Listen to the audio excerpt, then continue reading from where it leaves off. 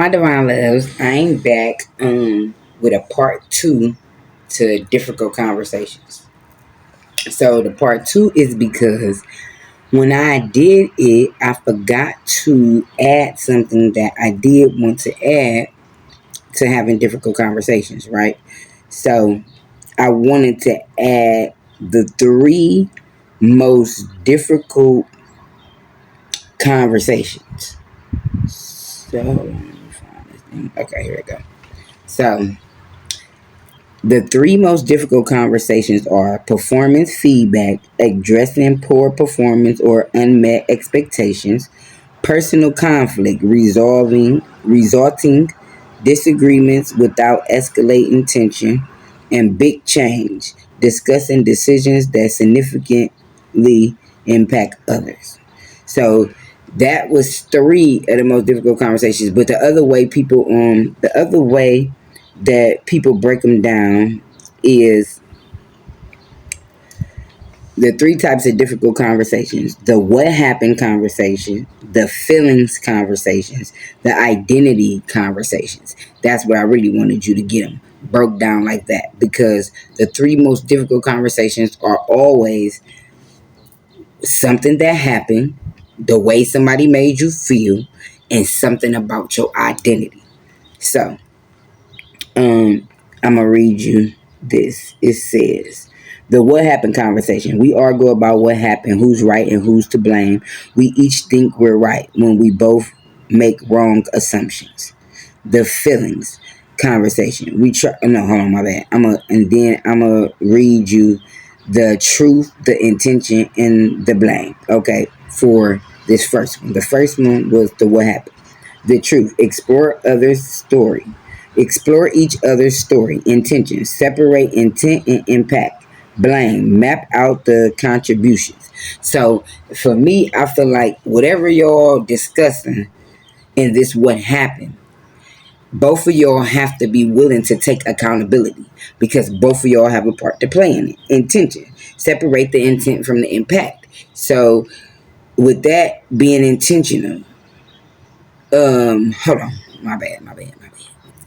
So I come back because I don't play, y'all. I want to give y'all the right information. So now let's go back. I was on explore each other's story. So give each other time to explain each other's story, and then intention. Separate the intent and the impact. So I want you to understand what's the intent and the impact. So I went and got some things that will give you that. So intent, what you mean to portray with your words to someone else. Even when our intentions are good, we still have a negative impact on another person with our words. Example, your friend at work makes a joke during a meeting about you wearing the same shirt too often. Impact, the impression that your words had on the other person. It on a The impression that your words had on the other person. It is important to acknowledge that we can mean the best with our words and still cause a negative effect or outcome. Example, you know your friend didn't mean any harm, but their joke still upset and embarrassed you, which is true. This is so true, and it's still part of accountability. You have to take accountability for the way that you say things, because you have to say things from a place of a place of respect and love for everybody. Even if you think it's a little joke and you trying to make it light, I'd rather you pull me to the side and say, you my homie and all that, but you probably, personally. And it's still going to make a person feel the type of way, but they still going to love and respect you, for one, for being honest with them, for two, not embarrassing them, and for three, saying something that was hard for you to say, but you told them because it was for their better good. You know what I'm saying? Let's see. And then it was another one. Okay, so impact versus intent. Impact, how words and actions are perceived, felt, and interpreted. The motivation behind words and actions. Exist as the other person reality. Lives only in one's mind. Directly experienced and observed by recipient. Invisible to everyone. Not in full control, but influenced by filters, solely within the control of the individual, influenced by past experiences, emotional state, cultural backgrounds, basic and power dynamics, internal internal motivation, goals, and desired outcomes. Drastic difference from slandering. Hold on, my bad, not slandering. Drastic difference from sender's intent due to filters can significantly be different from impact, which leads to misunderstanding. Actual outcome and experience result of communication, the starting point of communication. So then was just examples of impacts and examples of intent. So um okay, I'm gonna read y'all that after. So let's go back. So the second difficult conversation is the feelings. Conversations we try to avoid. Feelings, when they are often at the heart of difficult conversations. Know your feelings. Negotiate negotiate emotions and share your feelings. So the feelings conversation. Stand firm on your feelings. You understand me? At the end of the day, if that's how you feel, state that, but state it from a place of respect, peace, and love. Negotiate emotions. Negotiate your emotions so that y'all can come to a place of mutual understanding. Share your feelings. Share these feelings again so y'all can come to a mutual understanding. Negotiating your emotions is like, you know, explaining from your place how these emotions make you feel, and them negotiating their place of how the emotions make them feel, and then sharing y'all feelings so that y'all can come to a mutual solution. Okay, so then is the identity conversation. We keep asking, what does this say about me? And try to protect our sense of self. Don't go off balance. Anchor your identity. Be mentally prepared. Hold on one second. I want to get some little things on this. Okay, I'm back. So I don't know where I left off at. I'm going to read it again. The identity conversation. We keep asking, what does this say about me? And try to protect our sense of self. Don't go off balance. Anchor your identity and be mentally prepared. Be mentally prepared, like having your mind in a calm space. Um, anchor Anchor your identity. Anchor yourself to what no one can take. Your values, your skill, and your purpose. For your values, why you value this, your skill, um, the way that you're coming. Your skill is you're talking, you're communicating this. Your purpose, why is you communicating this? This is the why. My purpose is because I feel uncomfortable and I want to feel stable in the situation. So I'm going to come to you with, I'm going to anchor within myself. I'm going to anchor my identity so you understand where I'm coming from. Let me see. What else was it? Okay, these was just the 3 hard conversations that I left out, and I wanted y'all to know what the 3 hard conversations was. But then I wanted you to hear, it was, hold on, I screenshot a few things that I wanted to give to you.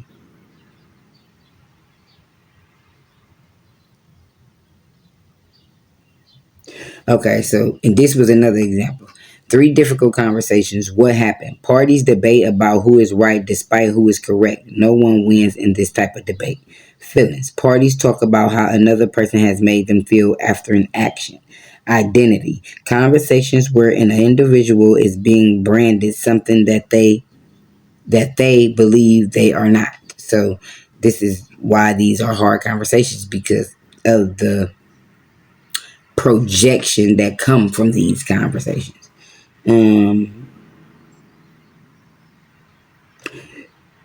Things to don't do. Don't, and it's don't do this, instead do this. These are some examples. So assume you have all the facts. Instead, be curious. Be curious about their story. Shift your mentality from I understand to help me understand. So instead of you acting as if you already understand where they coming from, give them space to tell their story. Then ask them, Can you help me understand why you feel this way? Or something to that sort. Assume their intentions. Identify all the possibilities, intentions, positive, neutral, and negative, and realize it's probably a mixture. Focus on blame. State the contribution system from the viewpoint of an impartial bystander. Yeah. So don't focus the blame on one of y'all. Have somebody that if you need somebody else to stand in as a bystander to give the state of contribution viewpoint of like, is it a middle? Is it more one person than the other? Somebody that's not going to pick sides based upon, you know what I'm saying, who they close to or whatever. You just want somebody to tell you. For me, I wouldn't. I mean, you can have somebody in, but I feel like y'all should both be able to take accountability for y'all actions. Y'all know that it's partially both of y'all or the way that y'all handle it. Deny or bury your feelings. Get clarity on your feelings, then express all of them in a non-judgmental way. Think of identity as a dic, I, dic, I cannot pronounce this word. I'm sorry, y'all. Think of hold on, wait. I'm gonna go get it to pronounce it for me so I can say it right. Hold on. Okay, so it says think of identity as a dichotomy. I couldn't pronounce it. My words be all over the place. I gotta hear somebody say it first, and then I can see it. And I'm here. I'm here to identify and take accountability about mistakes, and I will clean it up the best way I know how, without avoiding taking accountability. But think of identity as a demonic. Y'all heard me say it the first time. See, I gotta hear it again, and then I say it right. Wait up, because it's right here. Dichotomy. Dichotomy. That's what it is. Think of identity as a dichotomy. Get clear on the complexity of your identity by using and in it. For example, I'm good and I have done bad things, and I'm good and I have done bad things, and that's an example. So then it say, try to be more assertive during the conversation. Be more curious. Listen to understand. Focus on words or phrases to say. Focus on authenticity. Share your conclusions and opinions as the truth. Share your conclusions and opinions simply as your conclusions and opinions. Also share the information that leads to your conclusion. Retell your story using difficult words. Ask them how they see it differently. Oh, my bad. Ask them how they see it differently from you. Retaliate when they attack you. Refrain from what they said back in the third. Refrain what they said back in the three conversations. Listen more intently. Assume the problem can be solved in one conversation. Keep up the hard work over multiple conversations. Yeah, that's what I was saying. Don't think that because we have one hard conversation today that it's all easy peasy lemon squeezy. No, we got to continue to show up authentically from a mutual place of respect, love, and peace, and do it consistently so that the more you do it, the easier it'll become. It was a few more things I wanted to tell you.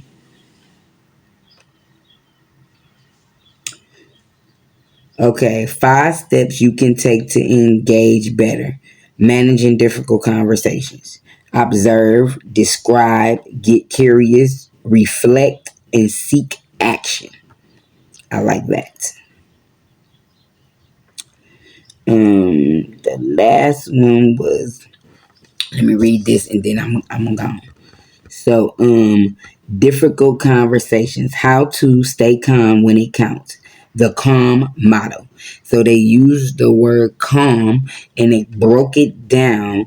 And I know that like it would be so much more better if I could just post it up here so that y'all could see it. But today I just got into doing it this way, like just actively from when I got done talking about hard conversations. I'm like, well, maybe I should do some research on what's being said and ways to handle it.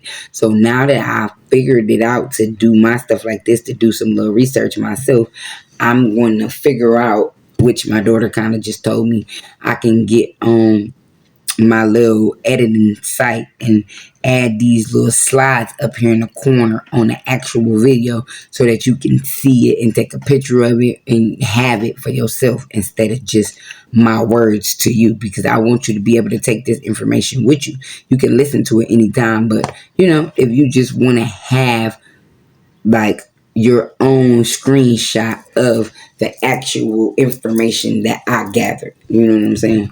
So it's say the calm model. The center. C is for center. Take a deep breath. Find your balance before you respond. A. A is for active listening. Focus on the speaker. Understand before you react. L. Logic over emotion. Slow down and respond with reason, not reaction. And M. Mindful speaking. Be deliberate and concise with your words. Okay? Essential steps to stay calm. Typical tactical pausing. Tactical pausing. Use pause to gather thoughts and avoid impulsive reaction. Mirror technique. Reflect the language and tone of the speaker to create rapport. Breath control. Slow your breath to reduce tension and increase clarity of thought. Ask clarifying questions. Ensure you fully understand the context before responding. Mental reframe. Shift your mindset. Think of conversations as opportunities, not threats. Real time conversation tips. Control breathing. So my one video I made yesterday was about having hard conversations, and I'm not gonna lie, I learned, and this is it. Like literally, when I say I'm being so vulnerable on this channel, and I'm just showing y'all from day to day, like how you do something. Like when I did the video on hard conversations, I was a little bit all over the place. I'm just being honest because I was touching on different things. But doing my research made my solutions so good. So now I know when I want to do a topic, I'm going to do research on that topic first, speak on it, and then I'm going to do research on solutions for it and then speak on it. And just integrate my feelings with what's going on from my point of view. And then you can take it as you need it from your point of view. I think that's a good way to do it. Because before I was just going off my own, you know what I'm saying, which is cool too, but certain topics I need to do research. So where did I leave off at? Shift your mindset, think of conversations as opportunities, not threats. Okay. Real-time conversation tips. Control breath. Practice box breathing to calm nerves before or during conversation. Active posture. Sit or stand straight. Postures impact confidence and clarity. Verbal cues. Use short phrases to buy time. Let me think for a moment. Anchor words. Repeat a keyword in your mind to maintain focus and clarity. Emotional reset. If overwhelmed, internally repeat, this is temporary. You know what I'm saying? These are just ways to help you stay calm when it counts. So,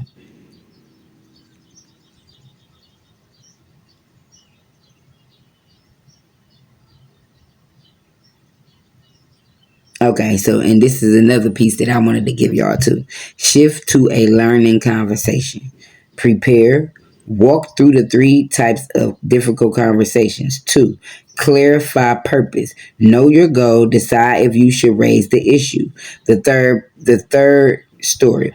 Start with what a neutral third party may observe.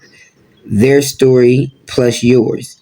Take turns to explore the three conversations from your respective viewpoint. Problem solving. Find a mutual acceptable solution. So I needed to go over that with y'all because I wanted to do that in yesterday's, but I didn't even know that it was all like it was set up that it was three hard conversations. So I did that research today. So this is part two of hard conversations. Hard discussions. So I just thought I'd throw that out there for some other information for y'all to um take in. Yeah, for y'all to take in. For y'all to reflect through and see if you could take anything from it. Can you take some information from this video and help yourself come up with solutions to having difficult conversations? Or can this help you identify what the difficult conversation you want to have? Like, say, for instance, you want to have a difficult conversation with somebody, but you really don't even know where to start. You can look at this information and say, is this a difficult conversation about my identity? Is this a difficult conversation about my feelings? Is this a difficult conversation about my hold on, wait, what is it? Feelings, what happened? It's something that happened.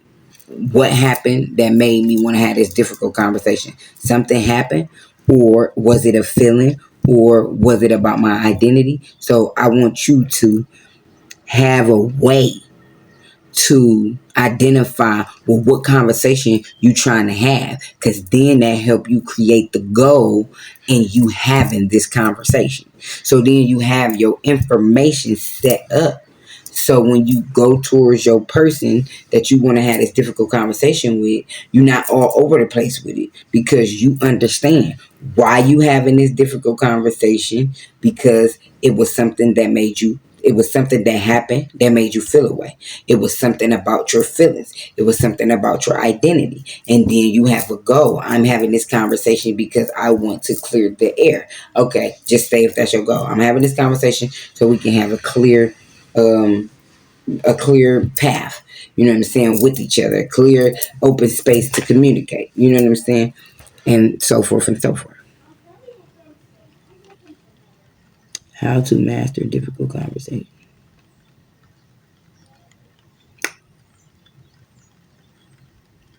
And I'm gonna just throw this out here just because I made a video about solutions, but this was a comeback to tell you the three different kinds of hard conversations, and then it had some little solutions around, so I put that in there. So this one is kind of a little bit of both, a little bit about the conversations and how to successfully master difficult conversations. So I'm just read this to y'all, and then I promise I'm out y'all here.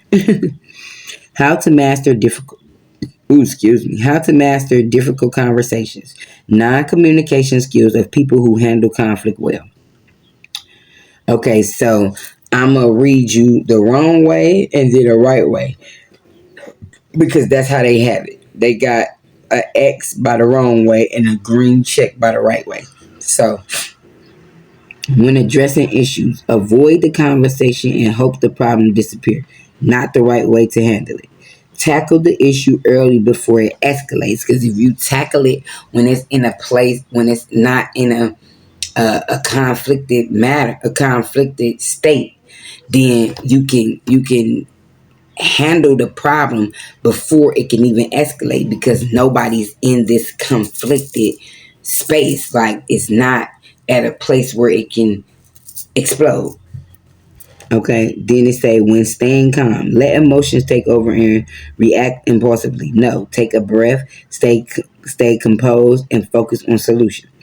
When listening to the other, interpretate, assume intentions, and rush to respond.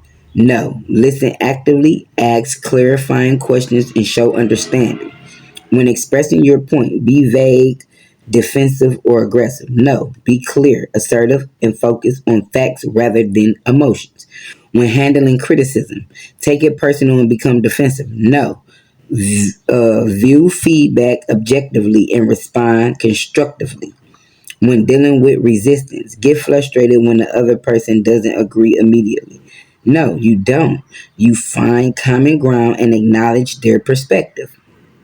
And then here it say, when keeping on topic, let the discussion spiral into unrelated arguments. No, stay focused on the key issue and redirect when needed. So just say if you was talking about the way somebody made you feel, and you giving an example of something they said to you, and now they trying to get argumentative. You don't stay focused and redirect. Say, hold on, I want you to calm down because we're not arguing, and redirect. I'm just telling you from a state of how I felt and how you made me feel when you said that statement or you did that thing. You know what I'm saying? Redirect it so it don't have to escalate. When finding a resolution, demand your way without compromise. No, work together to find a mutual beneficial outcome. That is what you do. Because if y'all work together, and not saying that it have to be fixed right at that moment. Y'all are taking your time, y'all having space, and y'all working together to come together and find a mutual beneficial outcome.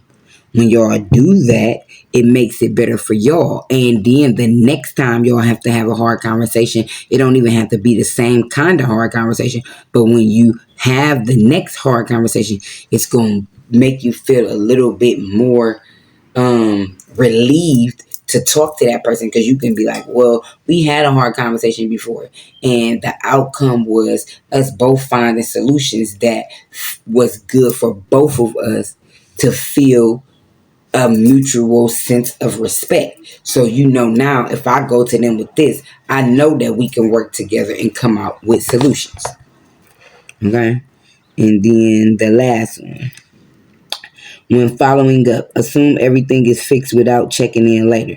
No, don't assume that it's fixed because y'all had one conversation and y'all might have dang, why I can't think of the word that I'm trying to say. Y'all might have discussed. Y'all might have discussed solutions, but that don't mean y'all came to a solution. You know what I'm saying? Or even if y'all did come to, y'all discuss solutions, make sure you following up to make sure that both of y'all is okay with the solutions, that y'all are taking the initiative to work towards the solutions. You get what I'm saying? This is a daily practice. If it's something that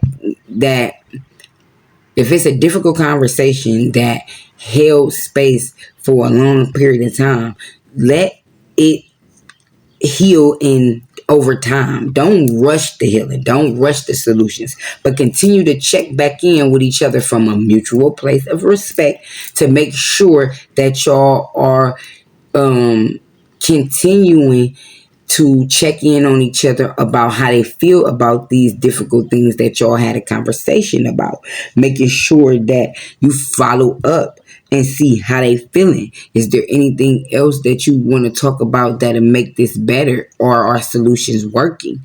Or can we communicate without arguing? Can we communicate from a healthy space now because we took the time to use these solutions to initiate a change? You get what I'm saying?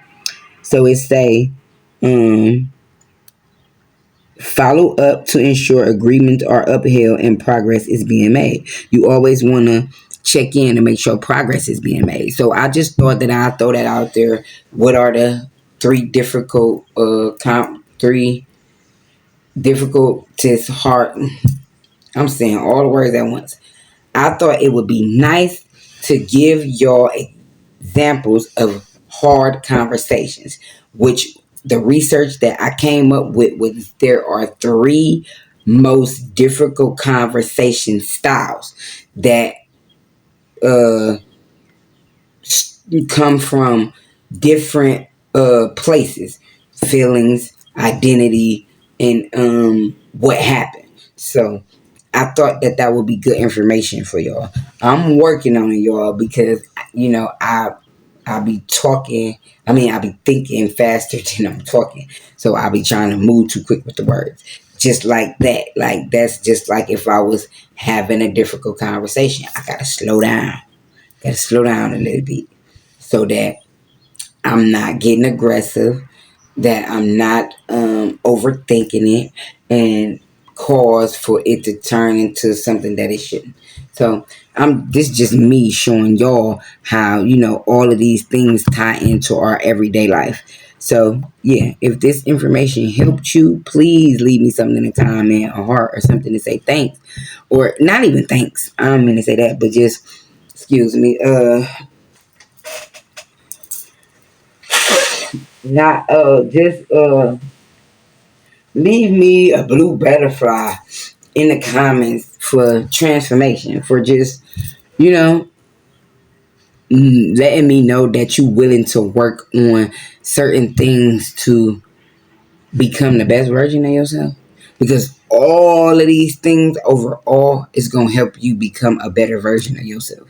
Because you take an initiative to, something you did wrong or some way you made somebody feel. You're taking full accountability and you're coming up with solutions to change it so that you have a better outcome next time. So that's a part of becoming a better version of yourself, because the old you wouldn't have took the initiative to figure out what you did wrong, how to take accountability, and how to fix it. The old you would have been like, hey, if that's how you feel, that's how you feel. You feel what I'm saying? Confirmation. So if this helped you in any way, you don't have to say anything. Just put a butterfly in the comments for me to let me know that in some way, shape, or form this helped you in transforming from the old you to the better version of you, the highest version of you. So it's your Mr. Messenger. I love you, love you, love you. God love you the most, but I love you too. And I see you guys on the next one. With love comes great things. That's my little slogan, and that's my slogan. Okay? With love comes great things.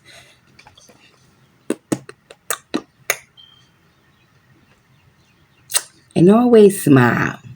Even on a sad day, even on a bad day. Think of one good thing that happened, even if it was 10 years ago, that can make you smile. Because we don't need to sit in dread in our emotions at all. Like, the thing is, address them. Address your emotions. And that's another conversation for another day. But address your emotions. When you identify with your emotions and you acknowledge your emotions, then it's easier for you to find a solution to your emotions. But I just thought I'd throw that out there. But y'all have a good one.